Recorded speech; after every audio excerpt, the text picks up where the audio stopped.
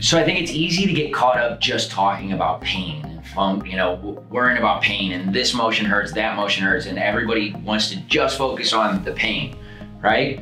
Which I think is important, but we also have to know how well or not well we are moving in a set of motions that we do every day, right?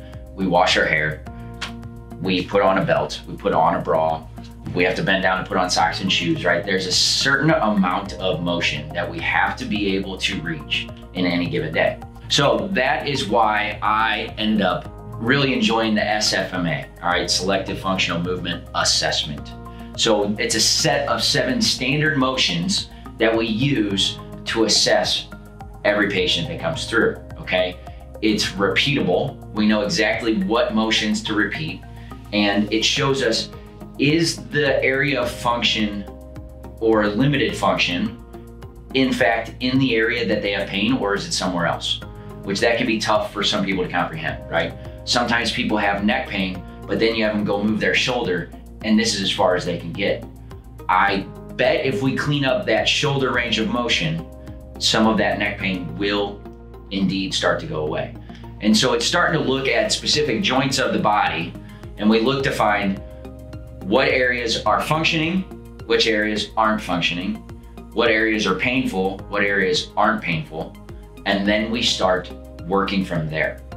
We sometimes, the easiest place to start is the dysfunctional, non-painful area, all right? So, hey, I have neck pain, oh, my shoulder, this is as far as it goes, but it doesn't hurt. Okay, so it's dysfunctional because we're not getting full range of motion, and it's non-painful. Guess what? I'm gonna start right there to see if the pain ends up going away. So this is the screen or assessment that we use to know whether we do need to clean up the painful area first, or if we can start working somewhere else and get a bigger bang for our buck. The big thing we must note is that yes, this is an assessment. We're trying to see a given picture of where you're at this moment.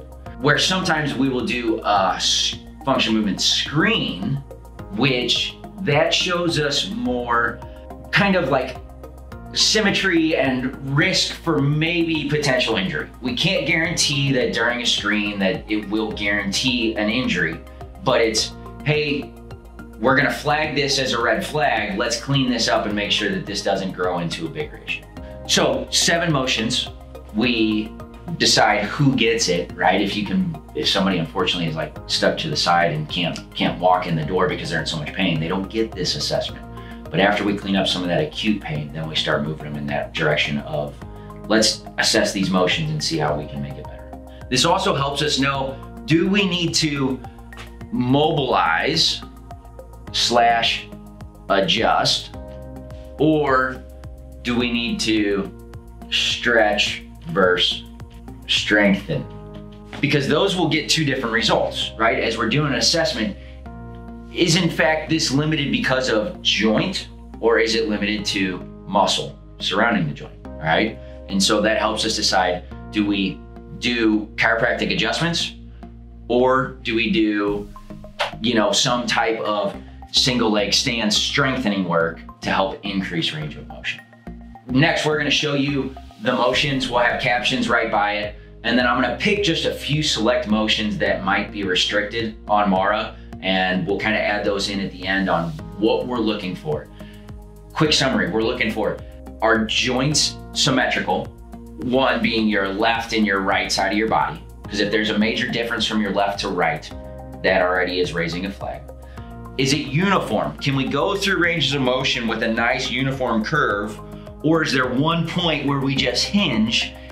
Because I can guarantee you that that will be the spot where we start to wear down, we have pain, we might get a disc bulge, herniation, pinched nerve, etc.